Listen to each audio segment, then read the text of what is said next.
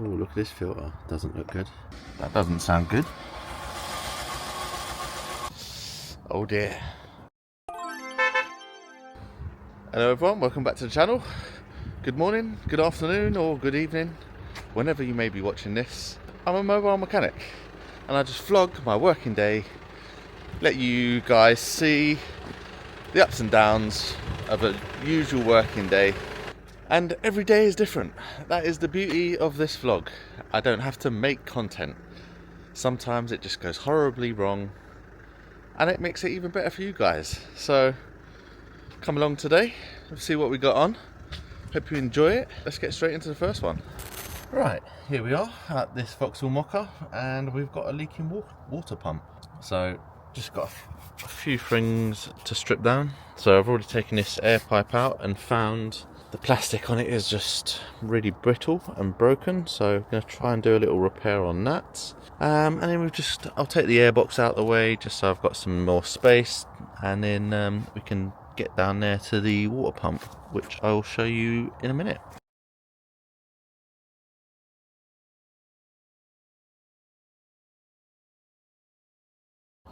Right, so we've got the engine mount off, or part of it.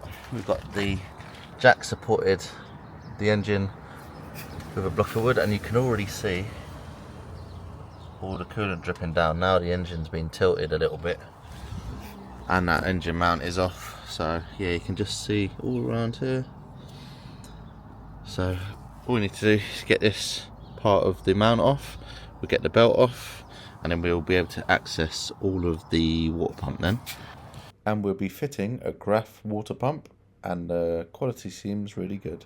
Right, we got the belt off on that very tight tensioner, and you can just see all around it has been leaking for some time.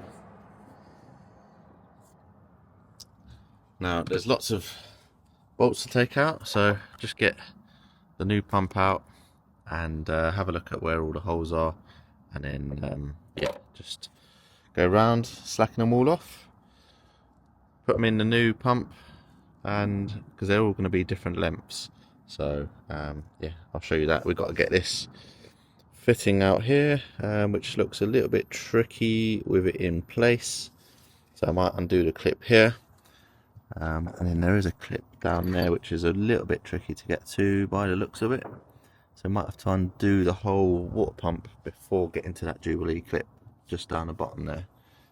Then we've got this coolant hose at the back to take off, and it should be ready to come out. Right, all the bolts are out.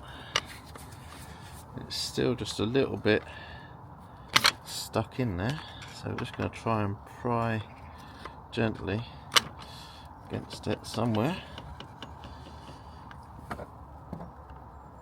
I'm pretty sure all the bolts are out.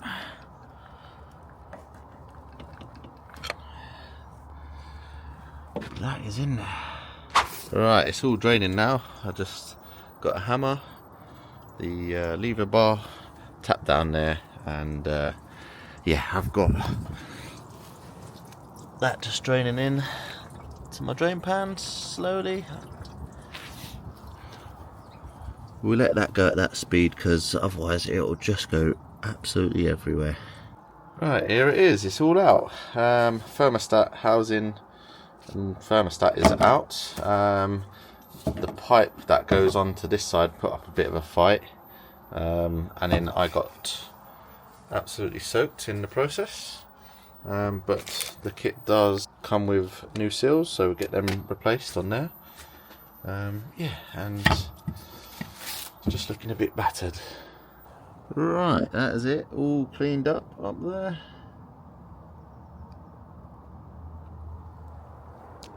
Got the new pump and the gasket. Now I've just put a little bit of red rubber grease on a few spots around here just to keep the gasket in place, and then we can slide it on. I've got my cardboard box with bolts there. Right, that's engine mount all back on, all built up. This pipe that was broken, it looked like it had been broken for a little while, so actually the little rubber bung does stay in there quite well, so we should be able to get that back on the turbo. with no problems at all. Right, just on a little test drive, just getting it up to temperature. As I'd filled the coolant up, the temperature gauge was fluctuating as I was revving it. So yeah, thought I'd come out for a little Italian tune-up, which seems to have done the trick. Nice little job these, to be honest.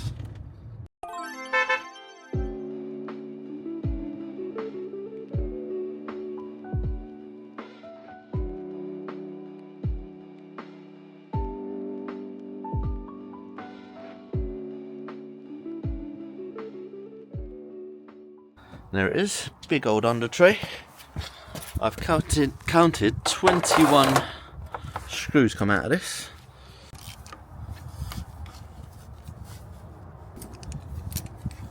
This is a great little tool for oil filters. So plug that in there, twist it, opens up the jaws, and then as you twist it, just grips onto any size cup.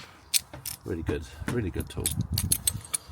Just going to open that up, let that drain off. Air filter next.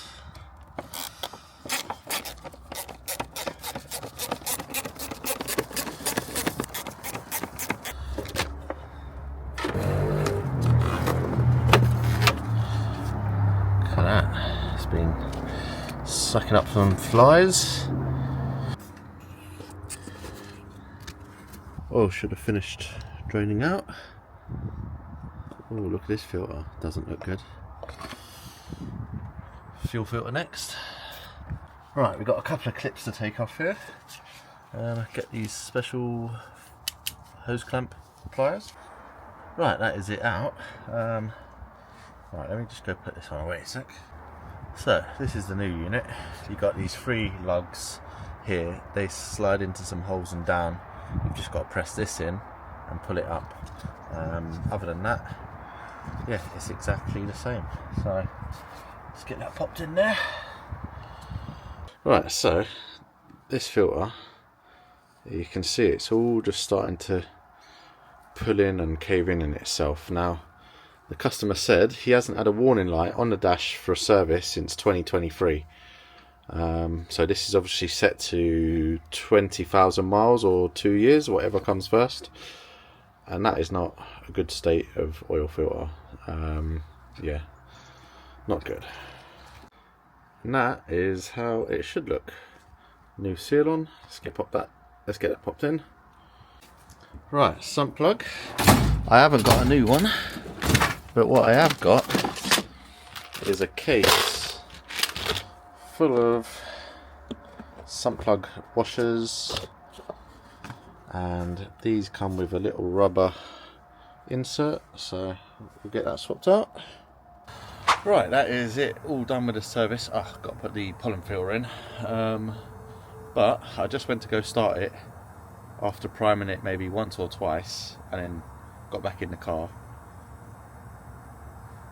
and it started and then it cut out just because of the air in the fuel filter. So ignition's on, I can hear the pump priming, hopefully that's filling up the system, but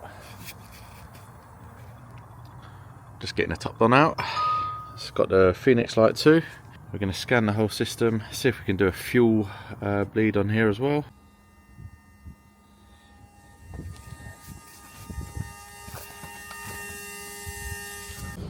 Right, so I've tried to reset the service light with the diag machine, but it wants me to connect to Wi-Fi. So there's a manual way of doing it as well. So open the hood or the bonnet, open the driver's door.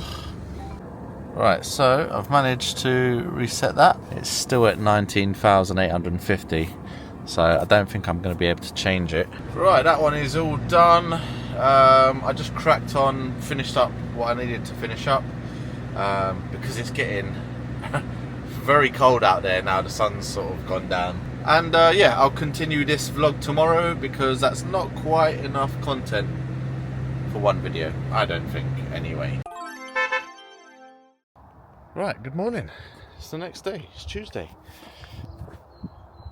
We've got this Volvo, what is it now? XC60. Now initially the customer called me up wanting a alternator, had recovery services out, and that's what they said it was. Now at the minute there's no belt on there, and I've played with all the pulleys, they all feel fine. Some of the old belt is still there that we've got to get out, all wrapped up in the drive shaft there. And if we get up here, the tensioner looks by eye okay, as does all the pulleys, so it could just be a worn belt. But what I'm going to do is going to put the belt on and find out. Right, new belt is on, a little bit tight, well quite a bit tight, and I had to rotate the engine to just get the belt to follow on. But we are all good by the looks of it, so let's try and get it started. The battery is flat, so let's get it jump started. Right, does say low battery on there.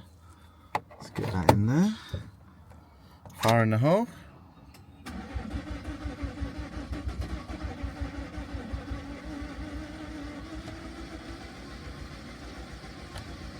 That doesn't sound good. Oh dear. Oh dear, oh dear. Now, called out for an alternator, priced up an alternator, ordered an alternator, had to return an alternator. So, what I think has happened, let me just show you. Can you see all bits of timing belt down there? Yeah, not quite see it on camera, but that timing belt is gone. Now, just at a guess, possibly that auxiliary belt has come off and got into the back of the crank pulley and thrown that belt off. That's what I think's happened. So I'm about to go break the news to the customer. Right, back at this job from last week, I think it was. So I put new wishbones and drop links on because there was a bit of a noise coming from this side. And as you can see, there's already shocks and springs being fitted. They're fairly new. And one would assume that if you're going to put new shocks and springs on, you'd put new top mounts on and bearings. But there's quite a bit of play in this top mount. So we're going to get this off, put the new Monroe bearings on. So yeah, got to do pretty much this whole job of getting everything off and a bit more. Right, spring is, well, shock is out, spring is compressed, and this is the state of the old top mount and bearing. Now if we compare that to the new one, that is what was making a noise. That is just sheared away from the inside there. That should be solidly mounted. Yeah, and then obviously this bearing, you can see it's just all very rusty, and that's not going to last long. It sounds alright at the minute, to be honest, but yeah, that guide sleeve totally out of place. So why you go through the trouble of replacing a spring and a shock and not do the top mount and bearing, I don't know. Like, if it comes down to cost, you've got to give the customer the best advice. As a professional, there's no extra labour to replace these, just an additional parts cost, and they're probably the cheapest part of a shock and a spring. So yeah, let's get these thrown on and put it all back together. Right, just like that, power of editing, that is all in. I'll close that up now, but we've got all the new top mount in, everything's tightened up. Let's take it for a spin. Right, that is just finished off a quick oil change on a 1 Series for my regular customer. Gets it done every 6,000 miles or so, keeps the engine running nice. Just got to shoot to the unit quickly. I've had the Range Rover cleaned, and then that will be it for the day and the week. So tomorrow we've got the long trip to Plymouth in the Range Rover, so I'll be including that in one of the videos, and hopefully, fingers crossed, that all goes well. But if this is the sort of content you've enjoyed and you're new to the channel, please do consider subscribing, give this video a like, maybe share it with a friend, someone else might enjoy it, and we will see you on the next one.